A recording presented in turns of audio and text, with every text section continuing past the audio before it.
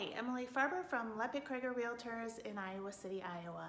Thanks for joining me. Today's video is all about the home inspection. I've got some tips for buyers, some tips for sellers, and some real talk from a real inspector. Andy Kolar from American Inspections is going to join us today. We get to have a sneak peek of him at an actual inspection. It's going to be great. Stay tuned.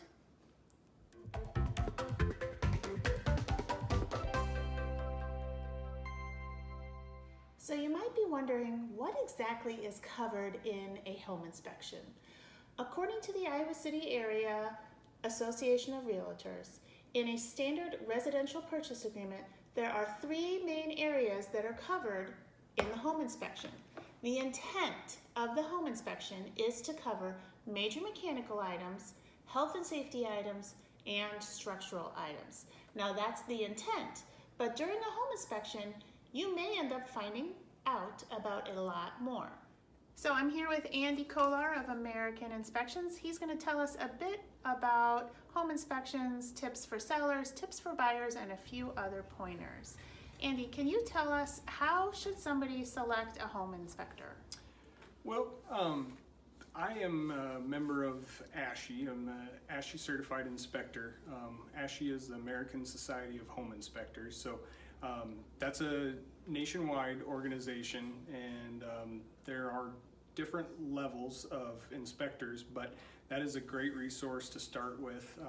They're going to basically be able to, by region or by area, give you a list of inspectors in the area, and then kind of at that point in time show you at what graduation or what level, certification level they're at. So I think that's a good place to start. Of course, referrals are good, so anybody that's had good experiences with an inspector, whether it be your real estate professional or friends and families, that's a good resource as well. So, all right, so give us a brief explanation of the importance of a home inspection. It's a fairly significant expense for buyers. It can be between $400 and $600 depending upon size and age of the house. Why is it money well spent?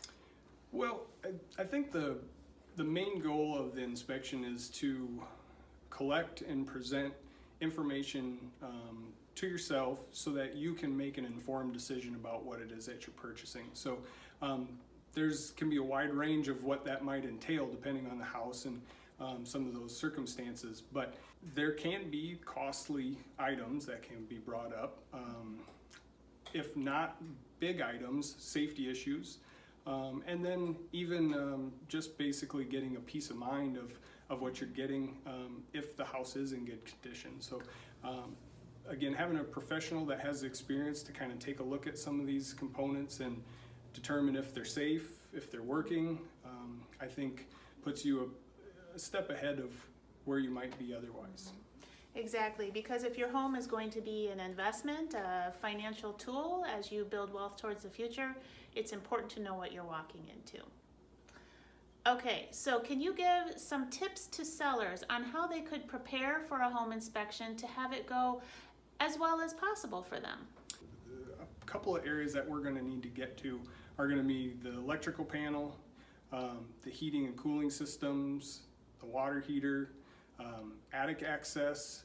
So making sure those areas are clear so that we can gain access to the areas that we need to help avoid potentially having to come back or rescheduling, those types of things. You don't want a ninja course? No. A good clean house and reasonable access, I think, is a huge start. So. Okay, do you have any suggestions or tips for buyers on what they should expect? Any questions that they might want to ask their inspector? For buyers coming into an inspection, I think it's important to bring some good questions. Those questions are going to probably be based on you having been to the house and taken a look at things, things that you might have concerned about, or things that people have given you advice, as far as things to look out for. And that can vary from one home type to another. So big components, trying to determine what kind of condition the roof is in, what kind of condition the heating and cooling system's in, plumbing, electrical, foundation, those are kind of your core areas. So making sure you're comfortable with those, I think, is a good start. Mm-hmm. Sometimes when buyers get their entire report, which is often quite expansive, it can be a little heart attacky because there's a lot of stuff in there. So I think it's important for them to understand that you are looking at the entire scope of the house, and some things will be maintenance items while other things will be more action type items. Yep. And that's a good point. So you end up with quite a bit of information to kind of filter through. I try, in my report, I try and break it down into a few different summaries, which helps kind of pull out some of those more critical items. We have a second summary that are more secondary items to the critical things, but then there's just a lot of good observations, general maintenance ideas, things that maybe could be improved upon, or things even to plan for. So. All right, thanks, Andy. Yeah, you bet. Hey, thanks for joining me. I hope you have found this information to be helpful in your journey of learning about all things real estate. I put out videos every Friday. I'd love to have you with me, so be sure to hit subscribe and that bell down below if you want to be notified every time I post something new, which you do. I will catch you next time.